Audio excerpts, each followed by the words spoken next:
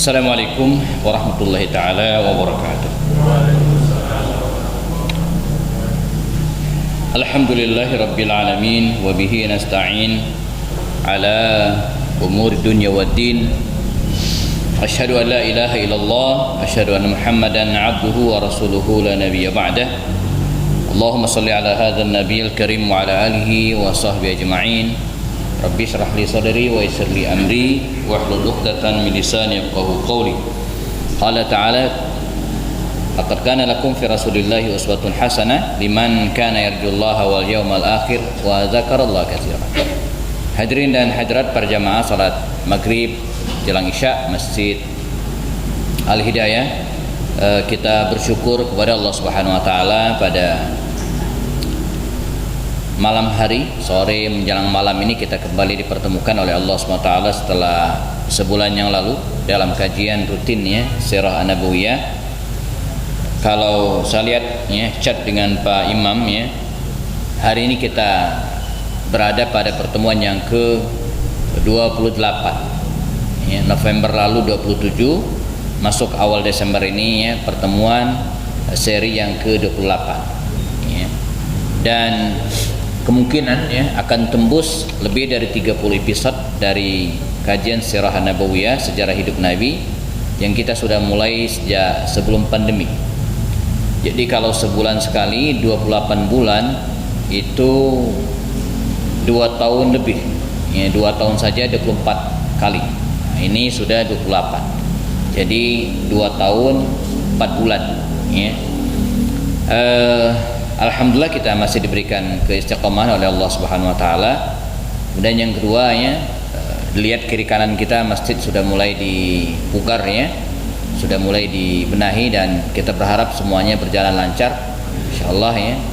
Doanya semua, dukungan semua yang kita maksimalkan, sebab kebangkitan itu ya dimulai dari masjid.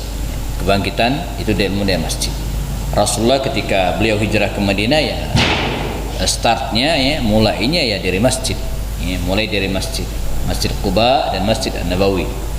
Omar ya, juga ketika menaklukkan beberapa wilayah ya, startnya mulai dari masjid ya.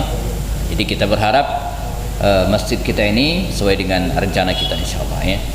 Baik, pertemuan lalu jamaah kita sudah bahas tentang perjanjian Hudaybiyah, Sulhul Hudaybiyah, di mana baginda Rasul bersama dengan 1.400 para sahabatnya ingin berangkat umrah dari Madinah ke Mekah, namun terhalang lantaran kota Mekah waktu itu masih dikuasai oleh orang-orang kafir Quraisy.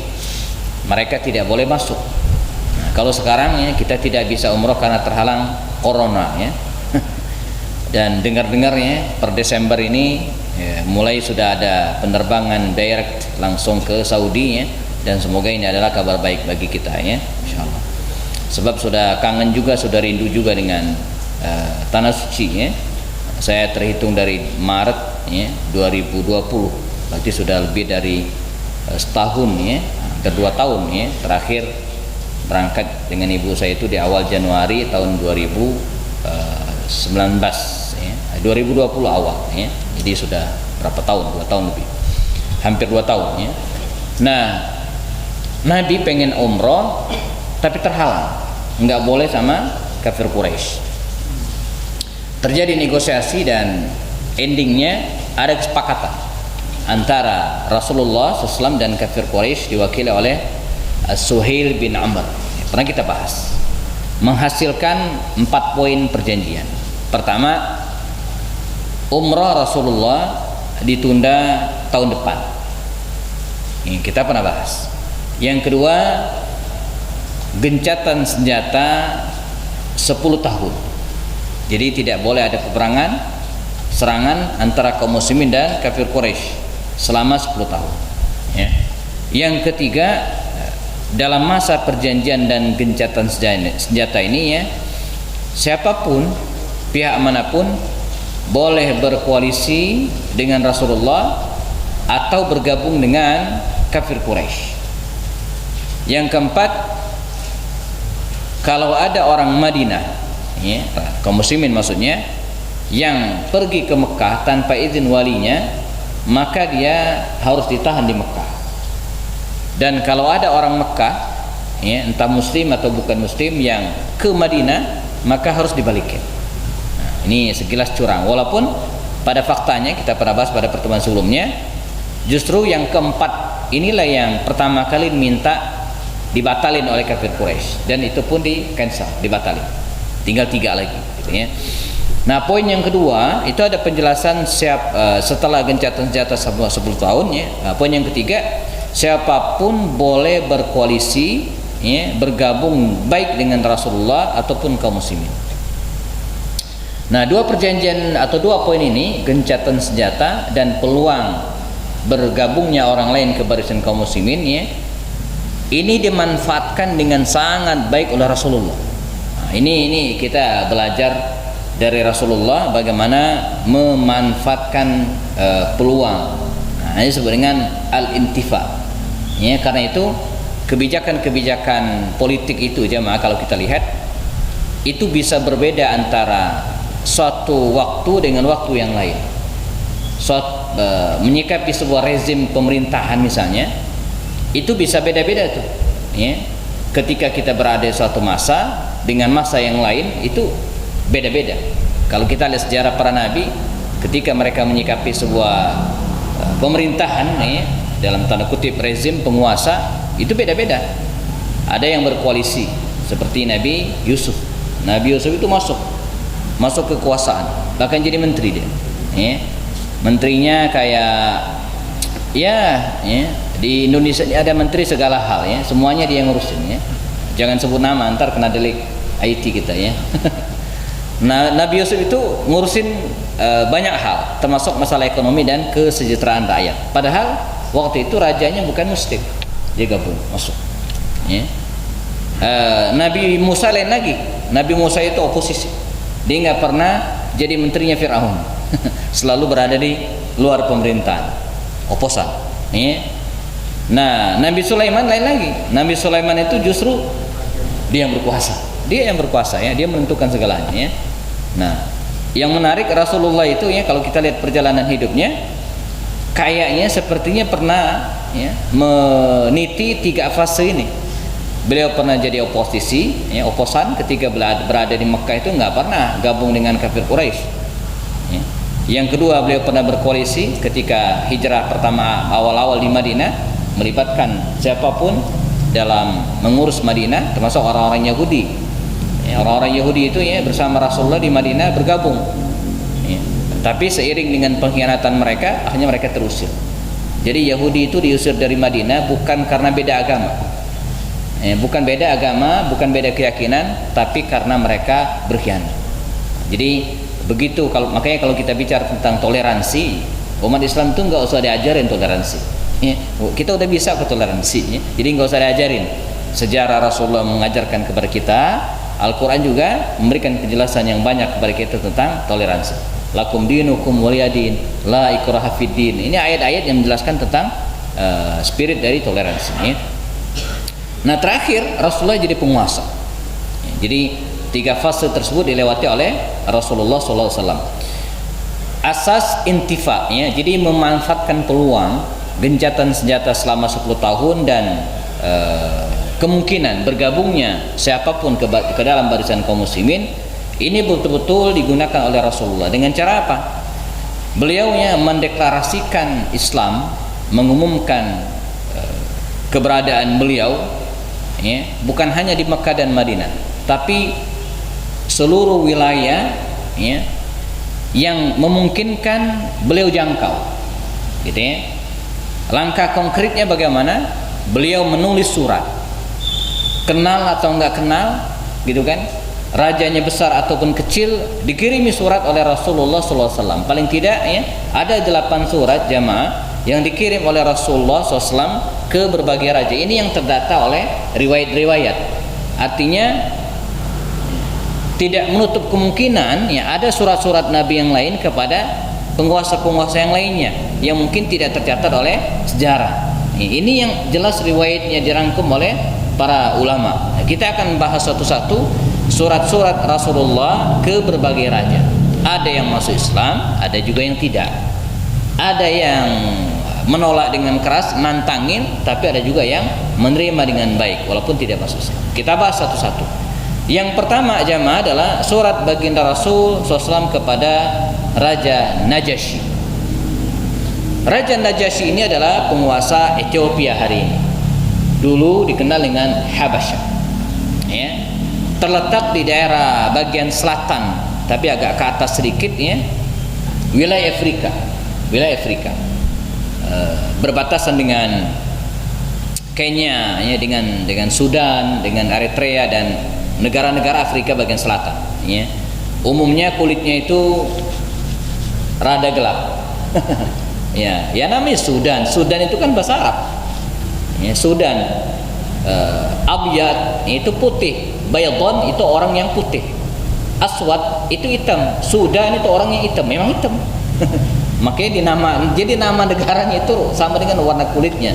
As-Sudan, ya, As-Sudani, orang Sudan, orang yang hitam. Nah, Nabi mengirimkan surat kepada Raja Najasyi ini, jawanakumullah, dan sebagai tambahan sebelumnya, ya, kaum muslimin ya pernah 2 kali hijrah ke tempat ini. Kita pernah bahas. Gelombang pertama dipimpin oleh menantu Rasulullah, yaitu Utsman bin Affan. Gelombang kedua dipimpin oleh Ja'far bin Abi Thalib. Nah, khusus kepada Ja'far ini Nabi berpesan agar tidak balik sebelum mendapatkan instruksi dari Nabi. Maka dia stay di Habasyah ini, ya, tidak kurang dari 10 tahun. Lama, ya.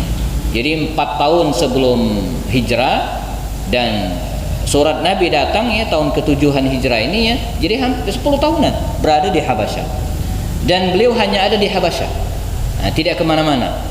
Makanya saya menjamin beritanya nggak benar gitu, ya. Kalau belakangan ada beredar di grup-grup WhatsApp bahwa ada beberapa orang sahabat Nabi yang pernah ke Indonesia, di antaranya Ja'far bin Abi Thalib. Ya, dalam tulisan itu dikatakan Ja'far ini pernah ke Jepara. Ya. Ali itu pernah ke Demak. Beberapa sahabat Nabi lain kabarnya itu juga pernah ke Garut gitu kan. Nah, nggak tahu dia mampir ke Bogor enggak itu, ya. Nah, ini agak sulit dipercaya, ya, berita-berita seperti ini, ya. Referensinya nggak jelas, walaupun mereka menuliskan referensi kitabnya, tapi tidak ada sanad yang bisa dipertanggungjawabkan. Jadi sebelum mengirimkan utusan ke Habasyah ini, sudah ada di situ kaum muslimin, Ja'far CS. Nabi mengutus, ya, Amr bin Umayyah ad-Damri. Ya, Amr bin Umayyah ad-Damri. Ini seorang sahabat jamaah yang masuk Islam sejak awal, ya, ketika mungkin tahun ke-3, tahun ke-4 Hijriah, di mana Nabi pernah mendatangi kabilahnya, kabilah Bani ad-Damri, dan dia masuk Islam. Ya, Amr bin Umayyah ad-Damri. Nah, dia membawa dua surat, ya. Pertama surat untuk Raja Najasyi, ya. Di antara isinya mengajak Raja Najasyi ini untuk memeluk Islam. Ta'alau ila kalimatin sawa, ya. Jadi Nabi mengajak Raja Najasyi ini yang beragama Nasrani untuk memeluk Islam, dan dia pun memeluk Islam. Ya. Maka Raja Najasyi ini muslimun, walaysa sahabiyan, tapi bukan sahabat Nabi. Mengapa? Karena dia tidak pernah ketemu Rasulullah. Nabi berada di Makkah dan Madinah, dan dia hanya ada di Habasyah, tidak pernah bersua dengan Rasulullah. Pun Raja Najasyi ini jemaah belakangan dia meninggal lebih dulu dari Nabi. Sepulang Nabi dari perang Tabuk, nanti kita akan ceritakan, ada beberapa tokoh meninggal, di antara adalah Raja Najasyi ini. Dan Nabi melaksanakan sholat ghaib untuk Raja Najasyi. Dari situlah muncul syariat sholat ghaib, ya, sholat jenazah ghaiban. Artinya jenazahnya nggak di lokasi, jenazahnya jauh, ya, mungkin di Palestina atau di mana, di Mekah di mana gitu, ya. Nah, itu disebut dengan sholat ghaib, sholat di mana jenazah yang nggak ada di lokasi, ya. Atau misalnya pesawat gitu kan, nauzubillah jatuh dan dipastikan fik jatuh, hilang sekian orang, kita sholat ghaib, melaksanakan sholat ghaib syariatnya, ya. Ini surat pertama dikirim oleh beliau, dan Raja Najasyi pun masuk Islam. Yang kedua, ya, Nabi mengirimkan surat kepada Ja'far dan kawan-kawan ini untuk kembali ke Madinah. Kata Rasul, pulang ke Madinah. Madinah sudah aman, ya, sudah aman. Maka Tidak lama setelah itu kemudian Ja'far dan kawan-kawan pulang ke Madinah bertemu Rasul Sallallahu Alaihi Wasallam. Nanti kita akan bahas kepulangan mereka ini selepas perang Khaybar. Nanti pertemuan berikutnya kita akan bahas perang Khaybar. Nah, yang ingin disampaikan juga ya dalam peristiwa ini, baginda Rasul SAW melamar Ummu Habibah. Ummu Habibah ini jamaah putri Abu Sufyan. Abu Sufyan ini adalah tokoh Quraisy yang pernah memimpin perang Uhud dan perang Khandaq melawan kaum muslimin. Anaknya oleh Nabi dilamar. Ini namanya melamar anak musuh untuk dijadikan istri. Ada muatan dakwah di situ, ada juga muatan politik. Muatan dakwah, Nabi mengajak dan menyerukan kepada Abu Sufyan CS gitu kan. Bagaimana ini pendekatan spesial dilakukan oleh Rasul ya. Dan ada juga pendekatan politiknya, menaklukkan musuh dengan menikahi putrinya. Dan Ummu Habibah emang sudah muslim. Suaminya yaitu meninggal di Habasyah, janda. Tidak ada yang ngurus, tidak ada yang ngerawat. Oleh Nabi dilamar dan dia pun menerima. Maka menikahlah baginda Rasul SAW dengan Ummu Habibah ini. Nama asli adalah Ramlah bintu Abu Sufyan ya, dengan cara yang unik. Gimana tidak unik? Karena Nabi berada di Madinah sementara dia ada di Habasyah ya, maka Nabi mewakilkan dirinya untuk menerima akad nikah itu kepada Raja An-Najasyi. Sementara yang menjadi wali dari Ramlah binti Abu Sufyan ini mestinya ayahnya, tapi ayahnya kan masih kafir, pun ada di Mekah, tidak di lokasi. Maka dicarilah ya wali hakim majbur ya, wali hakim yang memungkinkan menikahkan mereka. Dicari orang yang paling dekat nasabnya gitu kan dengan wanita ini. Ini teknik. Jadi dalam hierarki perwalian itu kan ada tingkatannya ya. Ada ayah dalam mazhab Syafi'i itu ada 8 tingkatan. Ada ayah, kalau ayah tidak ada maka saudaranya, saudara tidak ada maka siapa? Paman, anak paman, tapi semua dari pihak ayah gitu kan. Nah, kalau tidak ada semua, ini kan nggak ada semua dia. Tidak ada semua. Maka walinya wali hakim. As-sultanu waliyun man la waliyalaha. Ya, KUA penghulu, penguasa ya, sultan ya, penguasa, waliyun man la waliyalaha. Dia menjadi wali bagi wanita yang tidak punya wali. Nah, kalau tidak ada juga karena bukan berada di negara yang ada struktur pemerintahan Islamnya. Kalau di kita kan ada KUA, ada penghulunya. Nah, kalau nggak ada, misalnya kita berada di Inggris misalnya, pengen nikah, ini wanita nggak ada siapa-siapa, ayahnya nggak ada gitu kan, atau tidak di lokasi, nggak saudara, maka dicari muslim dengan nasab yang paling dekat dengan wanita tersebut ya, paling dekat dan dianggap paling soleh. Ketemulah Khalid bin Sa'id bin As, dialah yang menikahkan Ramlah binti Abu Sufyan ini dengan Rasulullah, dan Rasulullah dalam hal ini diwakili oleh Raja An-Najasyi. Boleh banget diwakilkan ya. Waktu itu belum bisa pakai Zoom, belum bisa pakai video call gitu kan. Nah, sekarang ulama menjelaskan ya tentang statusnya menikah online seperti ini. Tapi di zaman Nabi nggak ada ya, tidak ada. Makanya di kalangan ulama kontemporer pun masih terjadi perbedaan pendapat tentang hukum menikah online ya. Jangan-jangan suaminya di video itu bukan dia gitu kan. Nah, ini masih dibahas oleh ulama dan sebagian membolehkan dengan kajian-kajian kontemporer ya. Nah, saya pernah menemui nikah seperti ini ya. Dulu sahabat saya di kantor, akhwat perempuan, dia nikah, suaminya di mana? Di Yaman. Suaminya masih kuliah di Yaman ya. Ini yang perempuan ini masih di Indonesia, dan nikahlah suami di Yaman ya. Waktu itu di tahun 2001 atau 2002 ya. Setelah saya menikah tahun 2000, berarti sekitar dia 2001-2002. Kita kondangan waktu itu ke daerah Rawamangun, Jakarta Timur ya. Itu pengantinnya cuma satu, yang perempuan doang. Yang laki-laki di mana? Di Yaman. Jadi Gus Dur, saya pernah dengar dari orang dekatnya, dulu juga begitu. Dia berada di Baghdad gitu kan.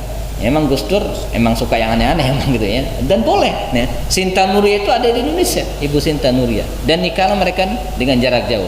Gus Dur waktu itu diwakili oleh salah seorang pamannya begitu kira-kira ya, saya lupa namanya ya. Nah, ini pernikahan yang unik. Rasulullah juga pernah melakukan hal yang sama dengan Ummu Habibah binti Abu Sufyan. Nah, ini surat Rasulullah kepada Raja An-Najasyi. Surat yang kedua jemaah, surat Nabi dikirim ke Raja Mesir. Ya. Tadi ke kanan, ya, ke Habasyah, ya. Ini naik ke atas, belok ke kiri, Mesir. Ya. Dibawa oleh seorang sahabat Rasulullah yang mulia, namanya Hatib bin Abi Balta'ah. Ini veteran perang Badar. Ya, Hatib bin Abi Balta'ah. Hatib bin Abi Balta'ah. Nanti kita akan ketemu lagi dengan tokoh ini, Hatib bin Abi Balta'ah ini, pada peristiwa Fathu Makkah. Nanti ada peristiwa pentingnya yang terjadi dalam diri Hatib ini. Berangkatlah dia membawa surat Rasulullah ke Raja Mesir, Nasrani. Raja Mesir waktu itu, ya, namanya Muqawqis, beragama Kristen Koptik. Sampai sekarang masih ada Kristen Koptik itu di Mesir, masih ada, ya.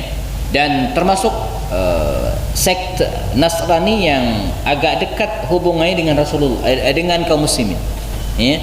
Maka benarlah Al-Quran mengatakan bahwa orang Nasrani itu aqrabahum mawaddatan.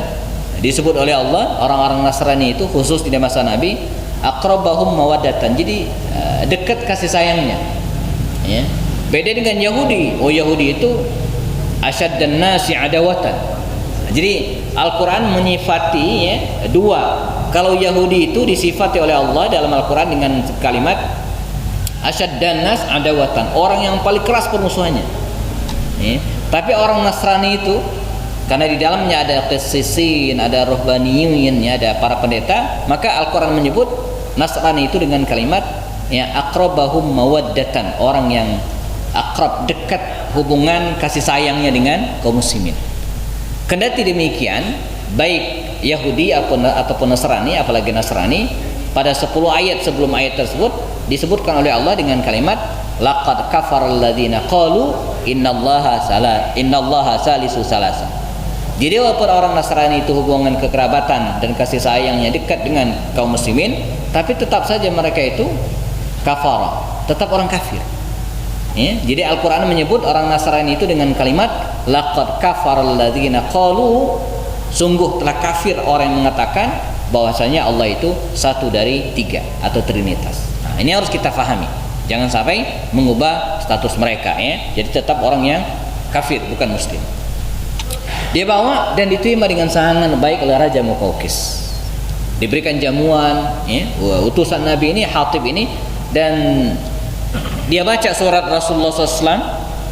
Sejatinya dia masuk Islam, mestinya gitu kan, karena dia tahu bahwa Rasul ini benar dari kitab-kitab suci yang dia fahami, dari informasi yang dia dapatkan, mestinya dia masuk Islam. Tapi karena gengsi, ya, kita bayangkan jemaah, dia Raja Mesir gitu kan, penguasa, tiba-tiba harus tunduk, ya, kepada orang yang nggak dikenal. Muhammad Rasulullah bukan siapa-siapa waktu itu, gitu ya. Nah, belum lagi dia harus menghadapi kolega-koleganya, orang-orangnya. Ini nggak mungkin dalam persepsi dia. Karena itu dia tidak masuk Islam. Namun, ya, tetap memberikan respon yang positif terhadap baginda Rasul dengan mengirimkan, ya, tiga orang budak. Pertama namanya Maria, yang kedua namanya Sirin, dua wanita, dua budak terhormat, ya, Maria Al-Qibtiyah dan Sirin Al-Qibtiyah, dan seorang budak laki-laki namanya Mabur, ya. Ini hadiah untuk Rasulullah. Dikirimlah, pulanglah Hatib bin Abi Balta'ah ini, ya, membawa tiga hadiah ini, dan Rasulullah, Maria diserahkan kepada baginda Rasul, sementara Sirin diserahkan kepada Hasan bin Sabit, dan budak diberikan kepada sahabat Nabi yang lain, saya lupa namanya. Nah, Maria ini belakangan oleh Nabi dimerdekakan, ya, dilepaskan dari perbudakan dan bahkan dinikahi oleh Rasulullah SAW. Dari pernikahan Rasulullah dengan Maria Al-Qibtiyah ini, Maria, ya, bukan Maryam, banyak yang keliru tuh. Kalau Maryam itu ibunya Nabi Isa, ya. Tapi kalau istri Rasulullah Maria ini Maria Al-Qibtiyah, orang Kristen Koptik, marga Koptik, sampai sekarang masih ada marga itu, ya. Lahirlah seorang anak namanya Ibrahim. Namun sayang, Ibrahim ini meninggal dunia, ya, ketika terjadi gerhana matahari, dan sempat heboh waktu itu, ya. Orang-orang menghubungkan antara dukanya Rasulullah, wafatnya putra beliau yang terkasih, dengan gejala alam. Mereka hubung-hubungkan. Maka kata Rasul berdiri di atas mimbar mengatakan, inna syamsa wal qamara ayatan min ayatillah la yankhasifani bi mauti ahadin au bi maulidihi au kama qala rasul. Matahari dan bulan itu bagian dari kekuasaan Allah, tanda dari kekuasaan Allah. Dia tidak gerhana, tidak tertutup baik dengan wafatnya seseorang atau lahirnya seseorang. Jadi nggak ada hubungan. Ya, gerhana itu kata Rasul nggak ada hubungan dengan meninggalnya seseorang. Jadi luar biasa ya. Maka belakangan jelas sekali. Saya kebayang kalau tidak ada penjelasan ini, mungkin banyak yang menghubung-hubungkan, gitu kan? Dengan seperti orang tua kita dulu. Saya ingat ya, orang nenek-nenek kita dulu kalau ditanya apa yang mereka lakukan ketika gerhana, mereka keluar rumah, mukulin segala apa yang ada, panci, lesung, semua dipukulin. Itu cerita nenek saya gitu kan, saya nggak ngalamin lagi gitu ya. Dengan teriak-teriak mengatakan kami masih ada, kami masih ada, kami masih ada. Kenapa begitu? Karena matahari ditelan oleh, ada yang tahu? Ditelan apa? Hah? Iya ya, ditelan kerbau gede itu di kampung saya gitu kan. Nah, supaya kerbaunya itu memuntahkan lagi gitu kan matahari itu, maka kita harus teriak-teriak kami masih ada, kami masih ada. Nah, ini khurafat yang enggak benar. Di kita ketika terjadi gerhana matahari atau bulan disunahkan salat sunnah khusuf, atau kalau bulan salat sunnah khusuf. Ya, ini ada sunnahnya dari Rasulullah. Ini surat Rasulullah kepada Raja Mesir, tidak masuk Islam tetapi welcome, menerima dengan baik. Surat Nabi yang ketiga ini luar biasa untuk Raja Persia, ya, Azimi Faris. Surat Rasul kepada Raja Persia. Habasya ke kanan ke Afrika, lalu kemudian Mesir ke atas belok kiri. Nah, ini nyebrang ya, masuk wilayah Iran kalau hari ini. Nah, di situ ada kekuasaan Raja Persia ya. Dulu, sekarang nggak ada lagi, udah runtuh di zaman pemerintahan Umar. Jadi Persia ini runtuh di masa pemerintahan Umar bin Khattab lewat perang Qadisiyah namanya ya. Nah, Nabi mengirimkan seorang sahabat beliau yang bernama Abdullah bin Hudzafah Sahmi ya. Abdullah bin Hudzafah Sahmi inilah satu-satunya sahabat Nabi yang pernah bertemu dengan Raja Persia dan Raja Romawi ya. Di masa Rasulullah, Abdullah bin Hudzafah Sahmi ini pernah ketemu dengan Raja terpotong di atasnya dengan Raja Persia. Nanti di masa Umar, Abdullah bin Hudzafah Sahmi ini pernah ketemu dengan Raja Romawi. Itulah satu-satunya sahabat Nabi yang pernah ketemu dengan dua raja ini ya. Abdullah bin Hudzafah Sahmi. Nanti suatu saat pada masa Umar mungkin kita akan ceritakan tentang pertemuan Abdullah ini dengan Raja Romawi. Sekarang kita ceritakan pertemuannya dengan Raja Persia. Ia membawa surat Rasulullah SAW dalam perjalanan yang hampir 2 bulan sendirian jemaah. Bayangin nih, dari Madinah diberangkat sendirian pakai kuda menuju ke Persia, Iran hari ini, dan diserahkanlah surat tersebut kepada raja tersebut. Ya. Raja Persia nggak bisa bahasa Arab. Orang Persia ya, punya bahasa tersendiri. Maka dia suruh stafnya untuk membaca surat itu. Dan ketika dibaca ya, ada tulisan. Ini kelihatan enggak ya? Saya bacakan saja. Nasu risalatir Rasul ila Kisra Melikil Furs ya. Teks surat Rasul kepada Kisra, Raja Persia. Bunyinya begini. Bismillahirrahmanirrahim. Min Muhammadin Rasulillah ila Kisra Azimi Faris. Dengan menyebut nama Allah yang Maha Pengasih dan Penyayang, surat ini dari Muhammadin Rasulillah ila Kisra Azimi Faris. Dari Muhammad Rasulullah kepada Kisra, pembesar Persia. Baru tiba pada penggalan ini jemaah, Raja Persia ini marah. Siapa yang nulis surat ini katanya?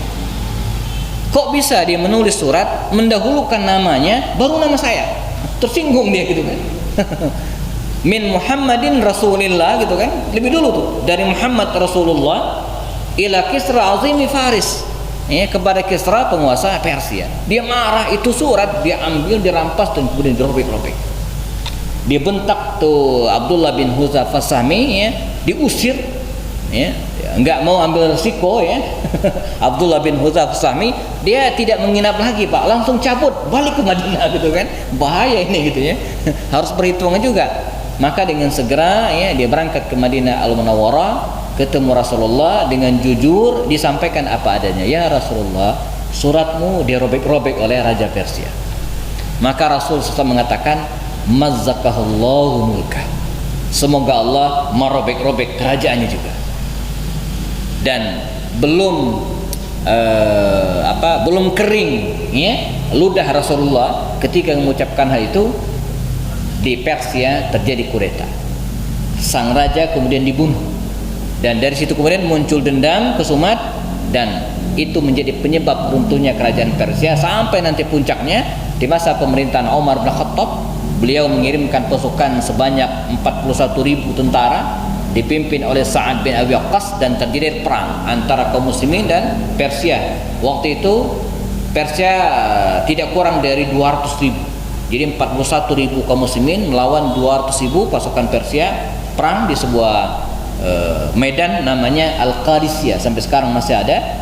Dan 3 hari mereka berperang, kaum muslimin menang, runtuhlah kerajaan Persia. Nah, ini kisah tentang Persia. Dari sini ya, jauh sebelumnya ada seorang sahabat Nabi yang terkenal namanya Salman Al-Farisi. Salman Al-Farisi juga berasal dari Persia, dan dia masuk Islam sebelum Rasulullah SAW ya, atau dia berada di Madinah sebelum Nabi hijrah ke tempat tersebut. Begitu Nabi hijrah, dia kemudian memeluk Islam. Namanya Salman Al-Farisi. Ya, kita pernah jelaskan kisah Salman ini kalau tidak salah pada perang Khandaq. Ya, karena dialah yang memberikan ide kepada kaum muslimin untuk menggali Khandaq. Nah, ini surat Nabi yang dikirimkan kepada Raja Persia. Surat Nabi yang berikutnya Raja Romawi. Raja Romawi, Habasyah, Ethiopia, Mesir, Muqawqis, Persia ya, kepada Kisra Persia. Yang keempat, Raja Romawi ya. Jadi ada 2 kekuasaan besar pada waktu itu ya, Romawi dan Persia. Jadi ini besar, luar biasa. Pusat kekuasaannya ada di Konstantinopel. Bahkan Napoleon Bonaparte itu pernah mengatakan, andai dunia ini adalah negara, maka ibu kotanya Konstantinopel. Saking besarnya wilayah tersebut. Dikirimlah Dihya bin Khalifah Al-Kalbi. Sahabat Nabi namanya Dihya bin Khalifah Al-Kalbi. Ini sahabat Nabi ganteng. Begitu ganteng dan tampannya sampai malaikat Jibril Pak, kalau turun ke bumi dan menyerupai seorang manusia, maka Jibril menyerupakan dengan Dihya ini ya. Jadi malaikat Jibril itu kalau ketemu Rasulullah menyampaikan wahyu atau mengabarkan sesuatu, biasanya dia menyerupakan dirinya itu dengan orang ini nih, Dihya bin Khalifah Al-Kalbi. Saking gantengnya, kalau jelek nggak mungkin lah. Ya. Bahkan pernah Aisyah itu keliru, dikira Dihya, kata Rasul bukan, dia malaikat Jibril. Ya, dikirimlah Dihya bin Khalifah Al-Kalbi kepada Raja Romawi, dan waktu itu Raja Romawi ini sedang berada di Palestina, di daerah-daerah Baitul Maqdis. Ya, dia kan kekuasaannya di Konstantinopel, dia nyebrang ke Syam dan berjalan ke arah selatan, dan saat itu dia berada di Palestina. Kebetulan lagi berada di Palestina. Jadi Dihya ini nggak usah jauh-jauh ke atas nyebrang, nggak usah.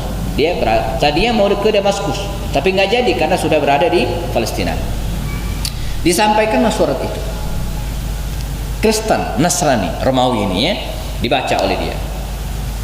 Kata dia, saya mau konfirmasi.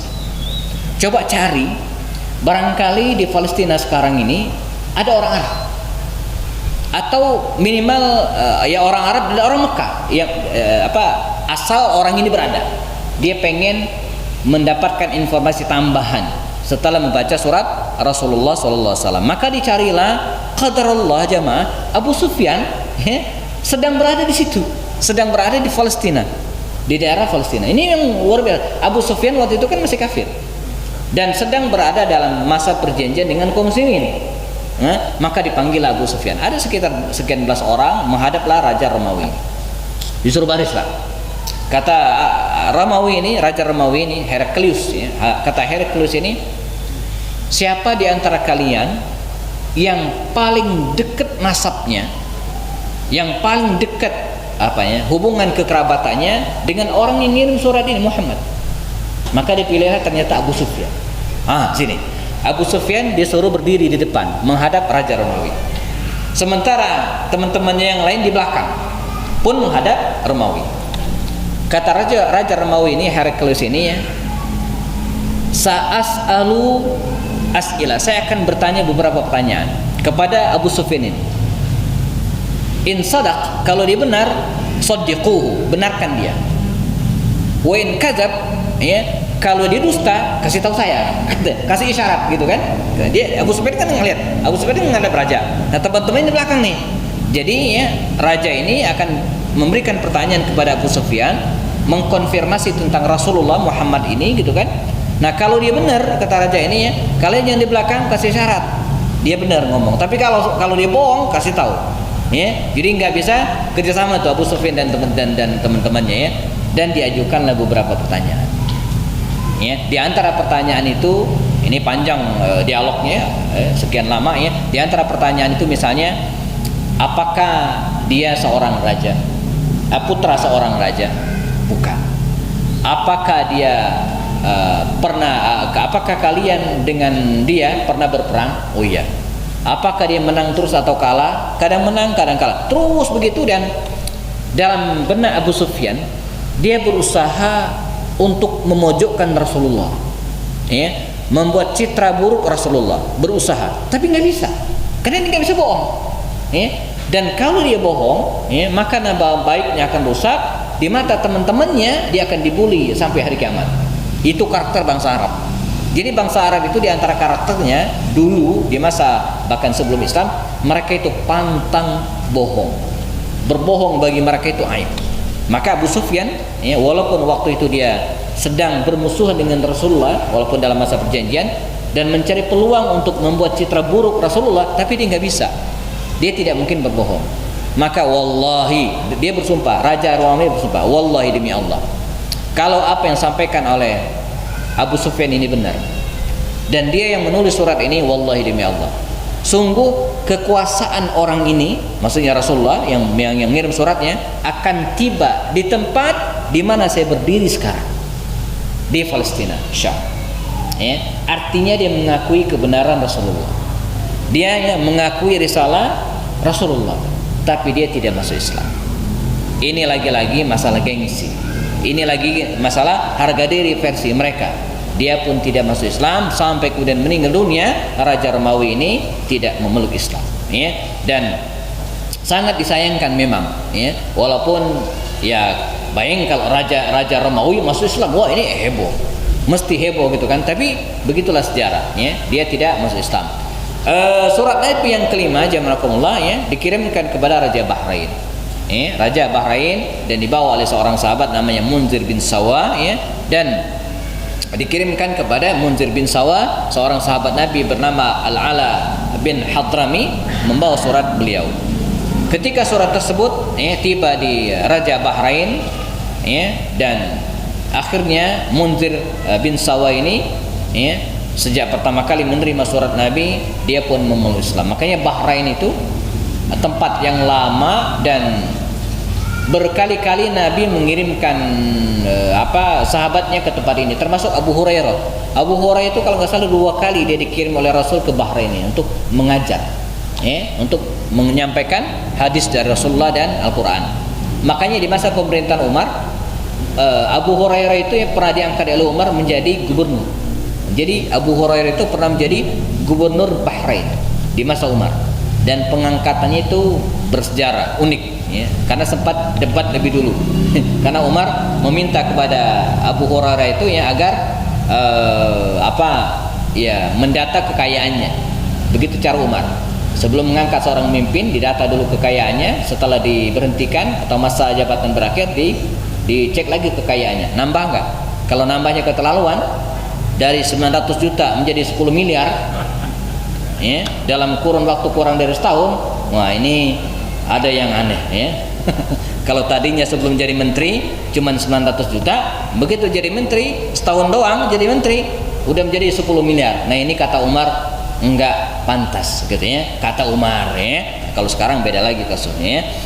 Nah, ini masuk Islam ya rahimakumullah ya. Dan belakangan ya ditemukan manuskrip ya surat baginda Rasul itu, dan ada di sebuah museum ya kalau nggak salah di daerah Jerman, diamankan, masih ada sampai sekarang. Kita percepat, surat berikutnya dikirimkan Rasul kepada Raja Yamamah ya, namanya Hawza bin Ali Yamamah. Ini wilayah yang terkenal, dan dikirim Salid bin Amr al-Amiri. Awalnya dia mau menerima surat Rasulullah, diterima dengan sangat baik, tetapi dia minta jatah. Kata dia, saya mau bergabung dengan Muhammad ini, dan sebelumnya dia sudah mendengar sepak terjang kaum muslimin, tapi dengan syarat kekuasaan kita bagi dua, Yamamah ke bawah saya, Yamamah ke atas Muhammad. Kata Nabi, tidak ya, andaikan dia meminta kepadaku sepotong tanah sekalipun, niscaya tak akan aku berikan, kata Rasul ya. Dan tidak lama setelah itu Hawza meninggal dunia dalam keadaan tidak muslim. Nah, dari sini nanti keluarlah seorang tokoh namanya Musailama al-Kadzdzab. Nah, nanti kita akan ceritakan pada kisah Abu Bakar Siddiq ketika dia memberontak, lalu kemudian diangkatlah Khalid bin Walid sebagai pasukan ke panglima perang, dan terjadilah perang namanya perang Yamamah ya, Ma'rakati Yamamah ya, di masa pemerintahan Abu Bakar Siddiq. Dia memberontak. Surat Nabi yang berikutnya adalah dikirim oleh Rasul kepada Raja Damaskus, namanya Rasul mengirimkan surat kepada Haris bin Abi Syamr al-Ghassani. Ini orang Arab sebenarnya, tapi kiblatnya ke Romawi di Damaskus. Dia orang Arab dari kabilah al-Ghassan. Dibawa oleh Syuja bin Wahab ya. Dan ketika surat tersebut sampai ke tangan Al-Haris bin Abi Syamar ini ya, dia mengatakan, siapa yang berani merebut kekuasaanku pasti aku akan datangi ya. Dan dia lalu kemudian menolak masuk Islam, bahkan dia sempat mengirimkan surat kepada Heraklius atasannya agar diizinkan menyerang Madinah, tapi oleh Heraklius ya, tidak diizinkan, dan dia tidak masuk Islam. Berikutnya ya, surat baginda Rasul sallallahu alaihi wasallam ya, kepada Raja Oman. Nah, ini menarik. Oman dikirim ya, kan seorang sahabat Nabi terkenal yang belum lama masuk Islam pada waktu itu, namanya Amr ibn As. Dia belum lama masuk Islam. Pada pertemuan sebelumnya kita ceritakan bagaimana dia masuk Islam bersama dengan Khalid bin Walid setelah perjanjian Hudaybiyah. Rasulullah mengirimkan surat kepada penguasa Oman, Jaifar, dan saudaranya Abd ya, Abd bin Jalandi ya. Nah, Rasulullah menugaskan Amr bin As, berbeda dengan yang lain. Kalau yang lain itu dia ngantarin surat ya, dibacain pulang. Kalau Amr bin As enggak. Amr bin As tidak. Dia menginap dulu 3 hari 3 malam di daerah Oman itu, di kota Oman itu ya, dan meneliti kebiasaan raja ini. Dilakukan pendekatan sedemikian rupa, diajak ngobrol adiknya, orang-orang dekatnya. Setelah kira-kira oke gitu kan, ditemui rajanya, disampaikan surat baginda Rasul, ditambahi dengan seni kemampuan diplomasinya, dan dia tidak pulang sampai raja itu masuk Islam.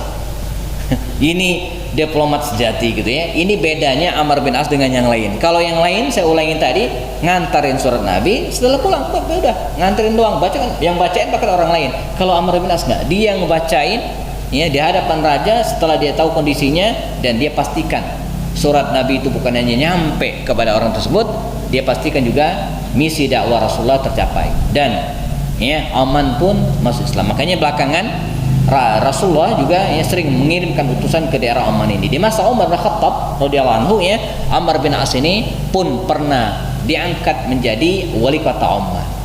Nah, ini kebijakan Umar. Jadi Umar itu menarik. Umar itu menugaskan beberapa sahabat ke suatu wilayah di mana sahabat Nabi itu kenal dengan wilayah tersebut. Makanya syarat menjadi pemimpin di masa Umar itu diantara adalah ma'rifatul maidan, mengetahui wilayah yang sedang dipimpin. Kalau nggak ngerti, jangan jadi pemimpin. Ya, jangan jadi pemimpin wilayah tersebut. Dan terbukti Ammar bin Yasir itu pernah dipecat oleh Umar. Ammar bin Yasir orang mulia, sahabat Rasulullah, termasuk orang yang pertama-tama masuk Islam, tapi dipecat oleh Umar bukan karena korupsi, bukan karena akhlaknya tercela, bukan karena amoral, enggak, tapi karena Ammar bin Yasir dilaporkan oleh penduduk Kufah dengan kalimat, ya Umar, gubernur anda Ammar bin Yasir itu enggak ngerti wilayah Kufah, dia enggak paham. Dipanggil oleh Umar, dites beberapa hal, dan betul Kufah nggak ngerti wilayah. Ammar bin Yasir nggak ngerti wilayah Kufah, dia pecat oleh Umar. Ini luar biasa, gara-gara dia nggak ngerti wilayah tersebut. Nah, ini Umar bin Khattab ya, mengangkat beberapa penguasa daerah sebagaimana pengalaman mereka sebelumnya bersama Rasulullah SAW. Nah, nanti Amr bin As ini juga di tahun 20 sekian Hijriah ya berhasil membebaskan Mesir dan ketemu dengan Muqawqis lagi. Ketemu dengan Muqawqis lagi gitu kan, tapi tetap tidak mau masuk Islam, namun dia menyerahkan Mesir kepada Amr bin As dan Mesir pun tunduk di bawah kekuasaan Islam di masa Umar, di bawah kendali seorang panglima sekaligus gubernur Amr ibn As. Nah, ini ya jamaah 8 surat Rasulullah kepada para raja, dan sebagian masuk Islam, sebagian juga tidak gitu ya. Dan ini fasenya berlangsung sekitar 6 sampai setahun ya, fase pengiriman surat ini. Nah, sementara pengiriman surat ini berlangsung ya, baginda Rasul mengarahkan kebijakannya untuk membebaskan Khaybar. Ya, Khaybar. Ya, di Khaybar ini bercokol Yahudi Bani Nadir yang terus bikin gara-gara, ibarat api dalam sekam, mesti disiram sampai habis. Maka Nabi memberangkatkan pasukannya menuju ke Khaybar dan terjadilah perang Khaybar, perang terakhir antara kaum muslimin dan orang-orang Yahudi di masa Rasulullah SAW. Inilah yang akan kita bahas pada pertemuan depan insyaallah, tentang perang Khaybar yang sampai hari ini masih dilulukan oleh anak-anak Palestina. Khaybar, Khaybar ya Yahud, Jaish Muhammad saufa ya. Diingatkan lagi dengan peristiwa tersebut. Baik, sudah waktu Isya jemaah, kita cukupkan ta'lim pada sore hari ini. Semoga bermanfaat. Kita ketemu lagi pada sesi yang ke-29 insyaallah bulan depan. Semoga kita diberikan kesehatan dan diberikan berbagai nikmat oleh Allah Subhanahu wa taala, dipelihara keimanan dan keislaman kita serta hidayah kita insyaallah. Jazakumullah khairan. Selesaikan dengan kafarat majlis. Subhanakallahumma bihamdika asyhadu la ilaha illa anta astaghfiruka wa atubu ilaik. Wassalamualaikum warahmatullahi taala wabarakatuh.